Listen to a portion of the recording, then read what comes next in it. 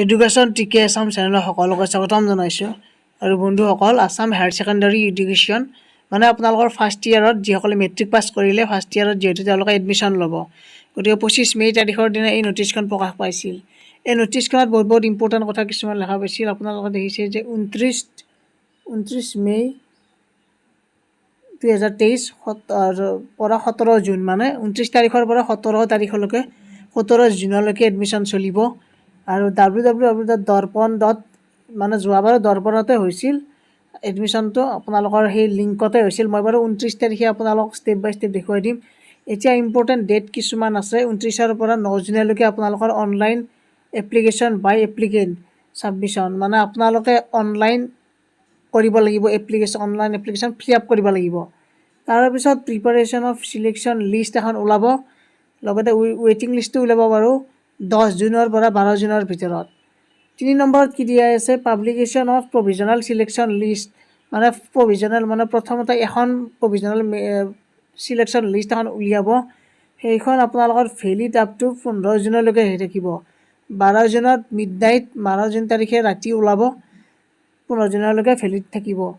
লগতে আপোনালোকৰ এডমিশ্যন বাই ষ্টুডেণ্টসকলৰ এডমিশ্যনটো একচেপ্ট কৰা হ'ব 13 জুনৰ পৰা 15 জুনৰ ভিতৰত। লগত তাৰে পিছত confirmation of admission by institutions in Darpan online, আপোনালোকৰ এডমিশ্যন পাইছেনে নাই অনলাইনতে আপোনালোকে কনফাৰ্মেশ্যন পাই যাব 16 জুন তাৰিখে। গতিকে এইকেইটা হৈছে important date.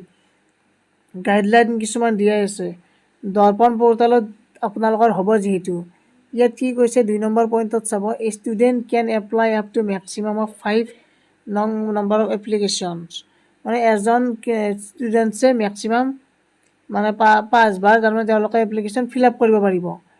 The profile of a student can be edited only one before verification of the application by the institutions, মানে ইনষ্টিটিউশ্যনে যেতিয়া প্ৰফাইলটো ভেৰিফাই কৰিব তেতিয়াহে তেওঁ এডিট কৰিব পাৰিব, এডিট অপশ্যন থাকিব। তাৰে পিছতে the public selection list and ৱেইটিং list for admission into HS first year will be made available in Darpan ৱেবছাইটতে গোটেইখিনি দিব, সেইটো কৈছে। আৰু বাকী এইখিনি আপোনালোকৰ ইজি হয়। আৰু student will be allowed to change subject, তেওঁলোকৰ ছাবজেক্ট চেঞ্জ কৰাৰ এলাউ দিব, সুবিধা দিব। গতিকে এইবোৰ চব অনলাইনে হ'ব। তাৰপিছত গাইডলাইন আৰু কিছুমান দিয়াই আছে, কি দিছে ইয়াত চাব।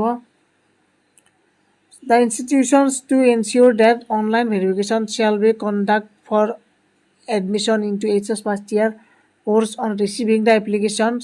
The institutions concerned will be able to verify the submitted, মানে ভেৰিফাই এইটো অনলাইন কৰোঁতে ভেৰিফাই হ'বই এনেও আপোনালোকে যদি শুদ্ধমতে কৰে। তাৰপিছত আফটাৰ ভেৰিফিকেশ্যনৰ পিছত আপোনালোকৰ চিলেকশ্যন লিষ্ট ওলাব। চ' সেইখিনি কথাই লিখা আছে বাৰু ইয়াত আপোনালোকৰ 5 নম্বৰ পইণ্টত যেতিয়া কনফাৰ্ম এডমিশ্যন হ'ব আপোনালোকৰ, তেতিয়া কি হ'ব, 17 জুন তাৰিখে login ID and daily basis during admission process latest by 17 June 2023. The institutions will be able to confirm admission of only those students who have accepted the admission offer. At the time of admission, all the institutions concerned are requested to physically verify, আপোনালোকৰ physically verify হ'ব ডকুমেণ্টছবোৰ এবাৰ। তাৰে পিছত final এডমিশ্যনটো হ'ব 17 June তাৰিখ দিয়াই আছে।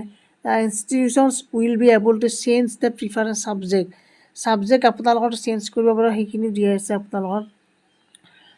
গতিকে এটা নৰ্মেল এডমিশ্যনে হ'ব। আপোনালোকৰ ডকুমেণ্টবোৰ আপলোড কৰিব লাগিব, আপলোড কৰা ডকুমেণ্টবোৰ চব দৰ্পণ ৱেবছাইটতে আপলোড কৰিব লাগিব।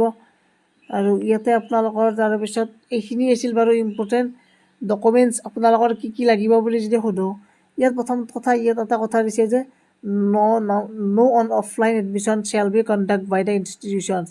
The registration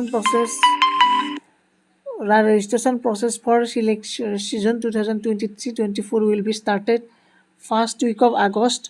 আপোনালোকৰ ৰেজিষ্ট্ৰেশ্যন প্ৰচেছটো আৰম্ভ হ'ব আগষ্ট মাহৰ 1 তাৰিখৰ পৰা। And only those students will be allowed complete, মানে আপোনালোকে অনলাইনটো কৰিবই লাগিব। অনলাইনটো কৰাৰ পিছতে আপোনালোকে ইয়াত কোনো ধৰণৰ অফলাইন নহয় যিহেতু, সেইটো কথা কৈছে।